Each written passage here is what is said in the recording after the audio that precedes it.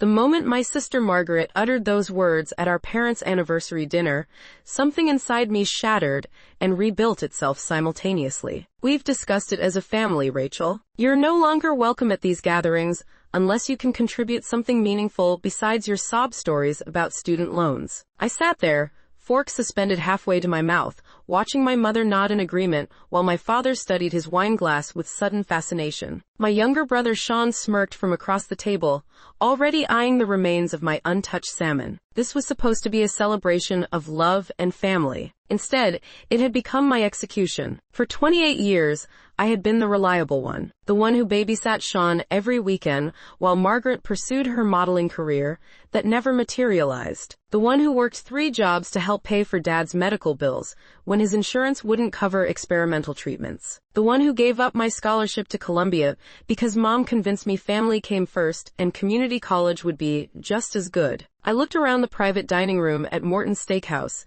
taking in the crystal glasses and leather chairs that I knew cost more than my monthly rent. Margaret's husband, a hedge fund manager who barely acknowledged my existence, was already signaling for another bottle of wine. The Camus Cabernet, I noticed. $300 a bottle. Meaningful? I repeated, my voice steady despite the tremor in my hands. Like the $60,000 I've given this family over the past 5 years? Or do you mean meaningful like showing up to every single family crisis while you were getting your 3rd nose job in Miami? Margaret's face flushed beneath her perfectly contoured makeup. That's exactly the attitude we're talking about. Always playing the victim. Always throwing money in our faces like it makes you special. The irony wasn't lost on me. They were literally throwing me out while surrounded by the evidence of their excess, financed largely by my sacrifices. I had spreadsheets at home documenting every payment, every loan, every time I had emptied my savings because of another family emergency. The furnished basement I rented because I couldn't afford better after supporting them. The therapy I couldn't afford because Margaret needed another round of IVF. The promotion I had turned down because it required relocating, and Mom had cried about breaking up the family. You know what? I pushed back from the table, my napkin falling to the floor. You're right. I should contribute something meaningful. How about the truth? My mother's eyes narrowed. Linda Chen Morrison had perfected the art of emotional manipulation over decades, but I was done being her puppet. Rachel, don't be dramatic. This is about your attitude, not money. Is it? I pulled out my phone, opening the photos I had saved for a moment I never thought would come. Then let's talk about attitudes. Like Dad's attitude toward his secretary, captured beautifully in these photos from last Tuesday at the Ritz-Carlton. My father's wine glass slipped from his fingers, burgundy liquid spreading across the white tablecloth like blood. My mother's gasp was theatrical, but her shock was real. She didn't know. Or should we discuss Sean's attitude toward company property? I swiped to the next image. Security footage from his job, showing him loading boxes of electronics into his car. The same job I got him after vouching for his character. Sean's smirk vanished. You're lying. That's fake. Really? Should I call your manager, Robert? I have his number. I turned to Margaret. And you, my dear sister, should we talk about your meaningful contributions? Like the fact that the IVF treatments I paid for were actually funding your husband's gambling debts. I have the bank statements, transfers from the fertility clinic account straight to various casinos in Atlantic City. The room erupted. Accusations flew like shrapnel. My father accused me of spying. Margaret screamed about privacy. Sean called me a bitter bitch who couldn't stand anyone else's happiness. My mother, the master manipulator, tried tears. After everything we've done for you, she sobbed, we took you in when you had nowhere to go. I had nowhere to go because you convinced me to turn down that job in Seattle. I shot back. You said family stayed together. You said I'd regret abandoning you. Well, you were right about one thing. I do have regrets. I regret every dollar, every sacrifice, every time I believed that blood meant something. I gathered my coat and purse, my hands surprisingly steady now. The trembling had stopped. In its place was something harder, cleaner. Freedom. Where are you going? My father had found his voice, though it lacked its usual authority. We're not done here. Yes, we are. I looked at each of them, memorizing their faces. Not with love or hatred, but with the detached interest of an anthropologist studying a toxic species. My lawyer will be in touch about the repayment plan. Yes, I documented everything. Every loan, every guilt trip, every manipulation. David Hartman from Hartman and Associates. You might want to Google him. He specializes in financial exploitation within families. Margaret laughed, but it sounded forced. You can't sue your own family. No court would take it seriously. I'm not suing. Yet, I smiled, and for the first time in years, it felt genuine. But fraud is fraud, whether it's family or not. And that IVF clinic will be very interested to know their services were used for money laundering. As will Sean's employer. And Dad, well, I'm sure Mom's divorce lawyer will find those photos fascinating. The silence that followed was beautiful. For once, I had rendered the Chen Morrison family speechless. No guilt trips. No emotional manipulation. No false tears. Just the truth,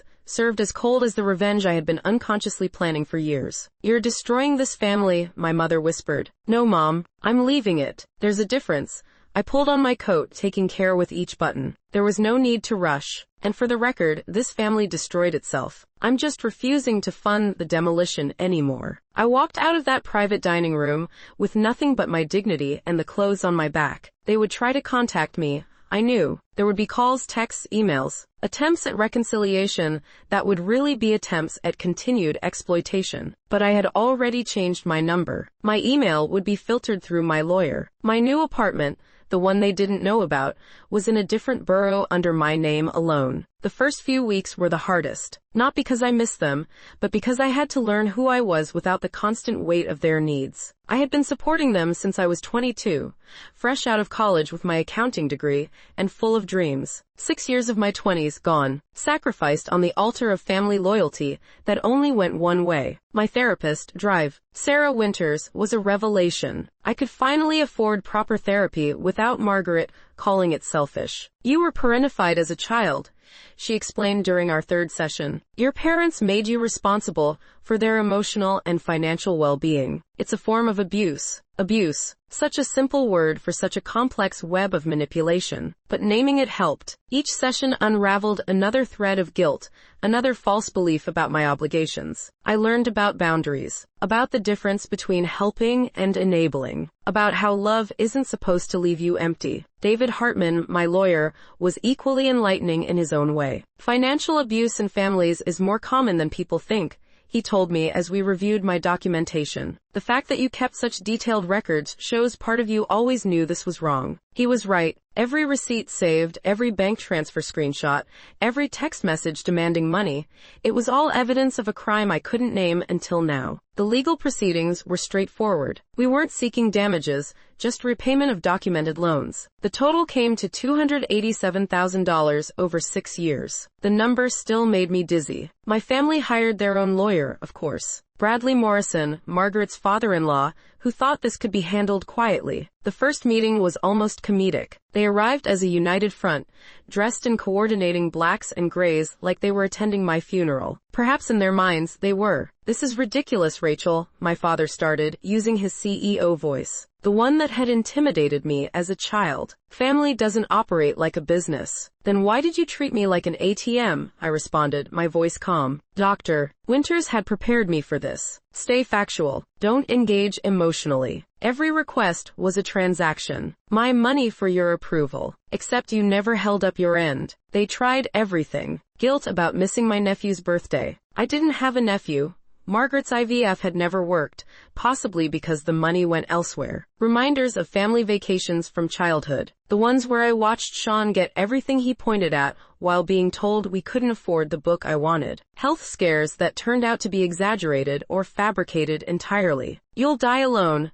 my mother spat during one particularly nasty exchange. Without family, you have nothing. I'd rather have nothing than have you, I replied, and meant it. The legal negotiations took 4 months. In the end, they agreed to a structured repayment plan rather than face potential criminal charges for fraud. Sean's theft from his employer, once reported, had resulted in his termination and a separate legal issue. Margaret's husband filed for divorce when the casino debt surfaced. My parents' marriage imploded when my father's affairs became ammunition in their own war. I watched it all from a distance, updates coming through my lawyer. There was no satisfaction in their destruction, no joy in their suffering, just a hollow recognition that the family I had been killing myself to preserve had never really existed. It was a performance, and I had been both the audience and the primary sponsor. During this time, I discovered who I was without them. I joined a boxing gym, finding power in my physical strength. I took the promotion I had previously turned down, no longer afraid of success. I made friends who liked me for who I was, not what I could provide. I dated Mark, a fellow accountant who understood spreadsheets as a love language and never once asked to borrow money. "You're different," Mark told me 6 months into our relationship. We were cooking dinner in my apartment, the one with exposed brick and natural light that I could finally afford. "More present, like you're actually here instead of waiting for something bad to happen." He was right. I had spent so many years in crisis mode, waiting for the next family emergency, the next financial demand, that I had forgotten how to simply exist. Peace felt foreign at first. Happiness, even more so. But slowly, meal by meal, day by day, I learned to inhabit my own life. The final payment from my family arrived on a Tuesday. A certified check for the last installment, sent through their lawyer. No note, no attempt at reconciliation. Just business, which was all we had ever really been. I deposited it, and closed that chapter of my life with the same efficiency I had once used to manage their disasters. That night, I had dinner with my chosen family. Sarah from boxing, who had become my best friend. Mark, who had become my partner in every sense. Dr. Winters, who had transitioned from therapist to mentor. David Hartman and his wife, who had adopted me into their circle with the warmth my biological family never showed. We toasted with good wine I could finally afford, to boundaries held and battles won. "Do you regret it?" Sarah asked as we lingered over dessert. Cutting them off completely, I considered the question, rolling the stem of my wine glass between my fingers. Somewhere in the city, my family was living with the consequences of their choices. Sean was working minimum wage, his criminal record limiting options. Margaret was in a studio apartment, her Instagram influencer dreams crushed by reality. My parents had divorced, each blaming the other for the loss of their cash cow. I mean daughter. "I regret that it was necessary," I said finally. "I regret the years I lost, the money, the opportunities, the therapy I'll need for years to come. But cutting them off? No, that wasn't destruction. That was survival." The truth of it settled over the table like a benediction. I had survived. More than that, I had thrived. The price of freedom had been high, paid in lawyers' fees and family gatherings I would never attend. But the cost of staying would have been higher. It would have cost me myself. 2 years have passed since that dinner at Morton's. I still have the spreadsheets, locked in a safety deposit box with other important documents. Evidence of a life I once lived, a person I once was. Sometimes I take them out, not from nostalgia but as a reminder. A map of the road I traveled from exploitation to emancipation. I've received a few messages through intermediaries. My mother claiming illness, hoping for reconciliation on her deathbed. She's used that trick 3 times now. Sean asking for a job reference, as if I would vouch for him again. Margaret suggesting we could be sisters again, if I would just forgive and forget. My father's silence speaks loudest of all. He knows there's no manipulation left to try. Dr. Winters says I might feel differently in time. That anger fades, and sometimes, with enough distance and therapy, relationships can be rebuilt on healthier foundations. Maybe she's right. Maybe someday I'll feel something other than indifference when I think of them. But today is not that day. Today, I'm planning my wedding with Mark. A small affair with people who have earned their place in our lives. My future mother-in-law, who welcomed me without reservation. Friends who became family through choice, not chance. A celebration of love that isn't transactional, that doesn't come with hidden costs or emotional interest rates. The invitation list is short but meaningful. Every name represents someone who has shown up for me without a calculator, who valued my presence over my presence, who understood that family isn't about blood, it's about respect, genuine care, and reciprocity. Sometimes I wonder if my biological family thinks about me, if they understand yet why I left, if they've learned anything from the wreckage of their own making. But then I remember that their education isn't my responsibility. It never was. The only person I'm responsible for is myself, and she's doing just fine. The sun sets outside my office window, painting the sky in shades of pink and gold. In an hour, Mark and I will meet Sarah and her girlfriend for dinner at a new restaurant. We'll laugh and talk about our days, sharing the small victories and minor frustrations that make up a life. No one will ask for money. No one will guilt trip anyone else. No one will keep score of who owes what. It's a simple life, a good life, a life I almost didn't have because I was too busy financing other people's dreams while deferring my own. But I learned, finally and at great cost, that the only person who can save you is yourself. That walking away isn't giving up.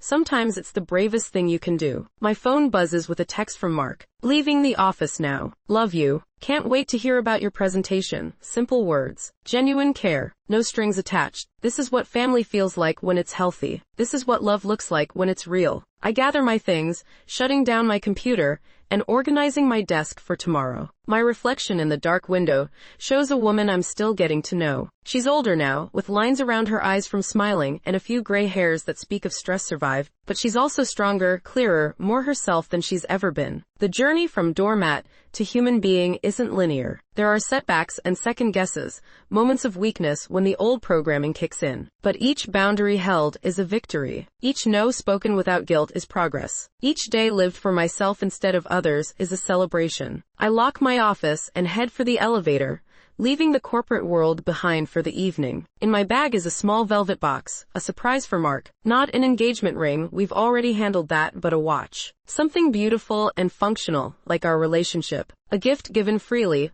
without expectation or manipulation. The way gifts should be. The elevator descends, and with each floor I feel lighter. This is what freedom feels like. Not the absence of responsibility, but the presence of choice. The knowledge that every relationship in my life is there because I want it to be, not because I've been programmed to accept it. As I step onto the street, the city bustles around me with its usual chaos. But I'm not running anymore. Not from crisis to crisis, not from guilt to guilt. I'm simply walking toward my life, one step at a time, carrying nothing but what I choose to hold. And for someone who once carried the weight of an entire family's dysfunction, that lightness feels like flying.